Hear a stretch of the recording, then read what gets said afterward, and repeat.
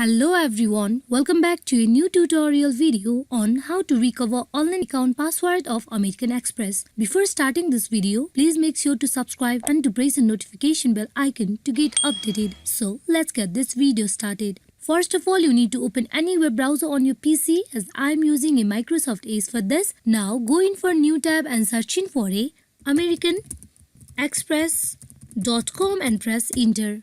You will be directed to the official webpage of American Express. Here you can see the option of login on top right side of your screen. You click on login. Here you will see login form page where you need to provide your account credential. Then click on login where you will get directly logged in into your online banking account of American Express. As we are going to recover our user ID and password, you need to click on the link given, that is forgot user ID or password. You click on it. Now here to retrieve your user ID, first of all you need to provide your email address. Then you click on continue where you will be redirected to another page. There you need to follow the further instruction that has been provided. Then you will be able to retrieve your user ID. Similarly, to reset your password, you need to click on forgot password. Then you go in for providing your user ID.